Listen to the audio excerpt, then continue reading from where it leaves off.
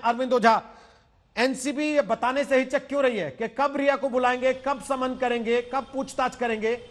इस बात का इशारा तो उन्होंने दे दिया कि सामने बिठाकर बात करना जरूरी है। देखिए रोहित, ये एक प्रेस कॉन्फ्रेंस है और मैंने आपको पहले ही बताया था कि इसमें कोई बड़ी बात नहीं बोली जाएगी। सिर्फ कुछ मीडिया की क्वेरीज थी, उसके जवाब दिए जाएंगे, रिमांड मिली उसकी जानकारी दी जाएगी। लेकिन आज तक ने सबसे पहले बताया कि कल रिया से पूछताछ हो सकती है और इसकी स्ट्रांग पॉसिबिलिटी है। शाम को 5 बजे नारकोटिक्स कंट्रोल ब्यूरो की टीम रिया को सम्मन भेज सकती है। कल रिया से पूछताछ होगी। और आपको बता दूं, एक जो सबसे इंपॉर्टेंट चीज है, अदालत में नारकोटिक्स कंट्रोल ब्यूरो ने कहा है कि जो शोभिक चक्रवर्ती है, जो रिया का भाई है, उससे और दीपेश सावंत जो सुशांत का स्टाफ है, उससे रिया को बिठाकर पूछताछ करनी है। सीधे सीधे अदालत में आज तक की खबर पर कहीं न कहीं मोहर लगी है। और जो नारकोटिक्स कंट्रोल ब्यूरो के बड़े अधिकारी ने आज तक को बताया था सुबह कि रिया से कल पूछताछ हो सकती है। और मैं आपको बताऊं, पूरी तरह से जो शिकंजा है कम से कम एनडीपीएस एक्ट में, वो रिया चक्रवर्ती पर कसता जा रहा है। क्यों? नारकोटिक्स कंट्रोल ब्यूरो के पास काफी एविडेंस मिले हैं। बातचीत का जिक्र मिला है ड्रग्स को लेकर। ड्रग्स अपने भाई से मंगवा रही थी। 15 मार्च 2020 का वो व्हाट्सएप चैट जिसका खुलासा सबसे पहले आज तक ने किया था, वो सबसे बड़ी मुश्किल रिया चक्रवर्ती के लिए खड़ा करेगा। क्यों खड़ा करेगा? क्योंकि उस चैट में जिस शख्स से बात कर रही है वो है शोभिक चक्रवर्ती, जो रिया का भाई, जिसको नारकोटिक्स कंट्रोल ब्यूरो की टीम ने गिरफ्तार कर लिया है। हमें जो जानकारी मिली है उसके मुताबिक सुशांत के डेबिट कार्ड से ये पैसे, चाहे सैमुअल मिरांडा हो, दीपेश सावंत हो, ये ड्रग पैडलर को दे रहे थे। Point number 1।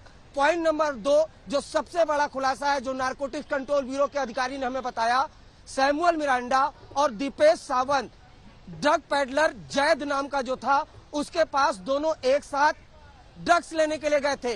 तीसरी इंपॉर्टेंट पॉइंट, शोभिक चक्रवर्ती, जब ये लॉकडाउन शुरू हुआ था तो ड्रग जिस तरह का ये लोग इस्तेमाल कर रहे थे उसकी किल्लत हो रही थी, इसलिए 1 महीने का स्टॉक शोभिक चक्रवर्ती किसी के कहने पर स्टॉक को वो जमा कर रहा था। तो ऐसे तमाम एविडेंस नारकोटिक्स कंट्रोल ब्यूरो को मिल चुके हैं।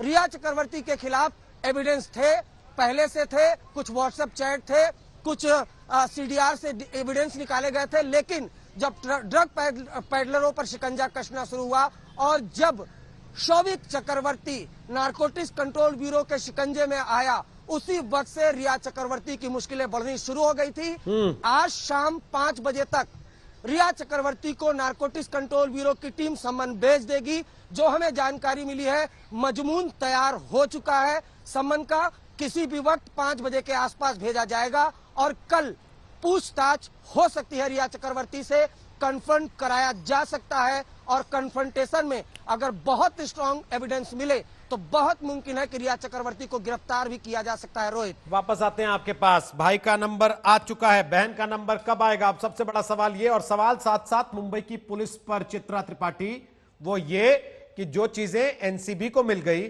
वो 66 दिन में मुंबई की पुलिस क्यों नहीं निकाल पाई? मुंबई की पुलिस को इस पूरे मामले में ड्रग्स की स्मेल क्यों नहीं आई? या फिर उन्हें पता था और कोई राजनीतिक दबाव था, जिस तरह के आरोप पहले से लग रहे थे, इसीलिए महाराष्ट्र की सरकार दो टूक बार बार कह रही थी कि नहीं, सीबीआई से जांच कराने की जरूरत नहीं है, हमारी तो स्कॉटलैंड यार्ड है, वो कुछ ही दिन में केस खोल देगी। बिल्कुल सही कहा रोहित आपने। इसी वजह से शुरू से ही मुंबई पुलिस पूरे मामले पर सवालों के घेरे में रही। 2 महीने से ज्यादा का इन्वेस्टिगेशन, 56 से ज्यादा लोगों से पूछताछ, लेकिन सुशांत मामले में एफआईआर तक दर्ज नहीं। जब ड्रग्स को लेकर गृह मंत्री से बार बार यहाँ के सवाल पूछा जाता है तो वो पल्ला झाड़ते हुए नजर आते हैं। मुंबई पुलिस के पास भी इसका सीधा कोई जवाब नहीं होता है। और सीबीआई को लेकर किस तरह की आनाकानी यहाँ की सरकार ने की थी वो हम सब ने देखा। और बिहार पुलिस के साथ जो उसका बर्ताव रहा था, कहीं ना कहीं ये बताता है कि जरूर कुछ ऐसा था जिसको वो छिपाने की कोशिश कर रही थी। और अब एक एक करके कड़ियां जिस तरह से जुड़ती हुई चली जा रही हैं एनसीबी के लिए यकीनन ये एक बहुत बड़ी कामयाबी है। और देखिए कितने स्मार्टली तरीके से एनसीबी ने पूरे मामले को हैंडल किया। सबसे पहले उसने शौविक को पूछताछ के लिए नहीं बुलाया, फिर रिया चक्रवर्ती को उसने ड्रग पैडलर को पकड़ा, उससे पूछताछ की, उसके बाद शौविक चक्रवर्ती का नाम सामने आया, पुख्ता सबूत मिलते हैं, व्हाट्सएप चैट एक एक करके ये साफ दर्शाते हैं कि भाई बहन के बीच किस तरह का रिश्ता ड्रग्स को लेकर था, खरीद फरोख्त की जाती थी। अब किन किन लोगों को ये मुहैया करा रहे थे ये भी अपने आप में बड़ा सवाल है। देखिए रिया चक्रवर्ती को लेकर एनसीबी ने आज भले ही गोलमोल जवाब दिया हो, जो प्रेस कॉन्फ्रेंस हम सब सुन रहे थे, लेकिन ये बात बिल्कुल तय है कि रिया चक्रवर्ती की कभी भी गिरफ्तारी हो सकती है, क्योंकि शौविक चक्रवर्ती का ड्रग पैडलर के साथ जिस तरह का रिश्ता सामने आया है, रिया चक्रवर्ती उनसे कहती थी, डिमांड करती थी कि ये चीजें इतना मंगा लो, और व्हाट्सएप चैट में वो सारी चीजें हैं जो लगातार आज तक अपने दर्शकों को दिखा भी रहा है। तो रिया चक्रवर्ती पर भी जैसा कि अरविंद आपको बता रहे थे कि समन उनको भेजा जा सकता है और उसके बाद पूछताछ और गिरफ्तारी की तलवार उन पर लटक रही है, इस बात का आभास रिया चक्रवर्ती को भी होगा। लेकिन बार बार वही सवाल है, ड्रग्स को लेकर जब आज तक ने सीधा उनसे सवाल पूछा था, जो सबसे पहला और लंबा इंटरव्यू था जो पूरे देश ने देखा, उसमें जब ड्रग को लेकर उनसे सवाल पूछा गया तो उन्होंने पल्ला झाड़ने की कोशिश की, अपने आप को पाक साफ बताने की कोशिश की। उन्होंने कहा कि मैं रेडी हूं, मैं तैयार हूं अगर मेरी चेकिंग की जाती है तो, और मैंने कंजम्पशन नहीं किया है।